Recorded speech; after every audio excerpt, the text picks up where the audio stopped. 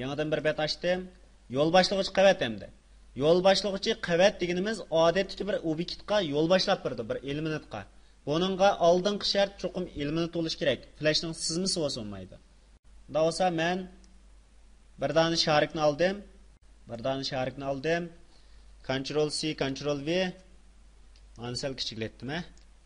Abi yoq yer sharini o'chirib etmasam bo'pti ekan. Mana kichikletib qo'ydim. Endi mening maqsadim mush ikki sharikdan foydalanib bir sharikni cho'r deb aylanadigan bir narsani yasamoqchiman.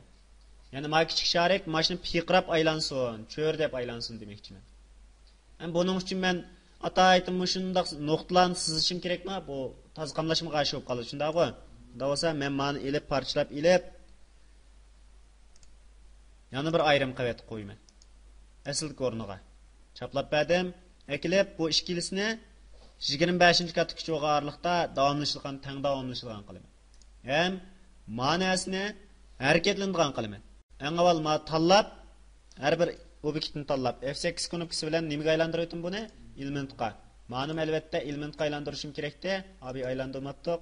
Elementga aylantirdi. Har ikkisi element bo'lgandan keyin endi men ishchi kavak bo'lgan. Sirtida bir siziq bo'lgan chemberdan birini yana bir ayrim qavatga sizman. Qavatdan birini qo'shdim. Ma qavatga cho'ng chemberdan birini sizman. Cho'ng chemberni sizib bo'lgandan keyin endi ma cho'ng chember ayrim bir siziq bo'ldi-ku.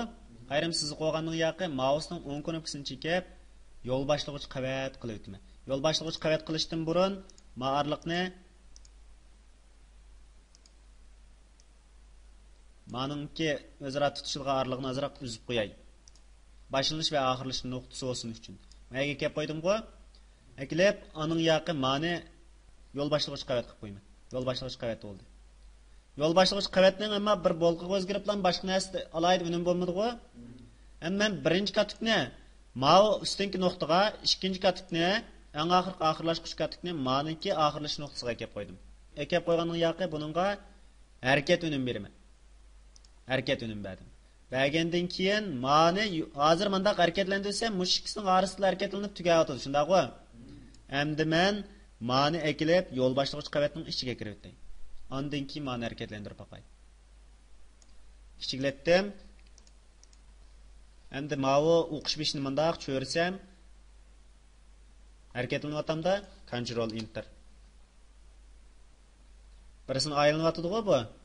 Aylanayotdi degan. Hem bu yol boshlag'ich qavatning birdan-bir alohidaligi yo'l boshlag'ich qavat sizilgan siziqninki boshlanish nuqtasi bilan oxirlash nuqtasi orasida flashninki harakatlik elementining harakat belgilab berdi. Mayli u egri siziq bo'lsin, mayli u boshqa narsa bo'lsin. Hozir masalan men yer sharini aylanayotgan orbita qilsak bo'layotgan-ku mana. Uningdan boshqa misolan ayrim birini ishlaylik yana. Mayaga sharikdan birini oldim. Bu sharikni eklab element qaylantirib etdim. Cho'qim birinchi shart element bo'lish kerak. Element qaylantirib etdim. Bu 40-katikka cho'g'arliqda ma nuqtaga kelib bersin dedim. Harakat verdim. Harakat versam qarsam mana bunda harakatlantirsam tuzsiziq bo'yicha harakatlanyapti-ku. Ham yo'l boshlag'ich qavat qilish uchun yangi qavatdan birini qo'shdim. Qo'shib bu qavatga bir siziq sizdim. Mayli siz chemberda sizing yoki nimada sizing u baribir. Siziq sizdingiz mana.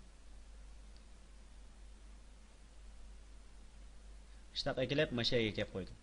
Ekkagandan keyin buning boshlanish nuqtasini tanlayman.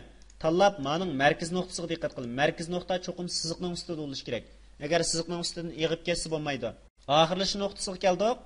Oxirlash nuqtasidami buningki shu markaz nuqtasi o'xshashlam siziqningki qanday bo'lishi kerak? Ustida bo'lishi kerak ekan. Siziqning ustida oxirlashi kerak. Ustida oxirlashdi. Agar mushundaq bo'lsa, undan keyin bu siziqni bo'ylab harakat qildi. Bo'lmasa bu siziqni bo'ylab harakat qilolmaydi. Hozir masalan men yo'l boshlag'ich qavat qilib etdim-a? Yo'l boshlag'ich qavat qilib etdim. Qavat qilib etganning yoqi mani ichiga kirib qo'ydim. Ichiga kirib qo'ydim. Endi qarsam, qanday qilyapti bu? Ko'rsatga yo'l bo'yicha menyapti. Agar kesishga ya'ni tunimapti mava. Ma'arliq qilni.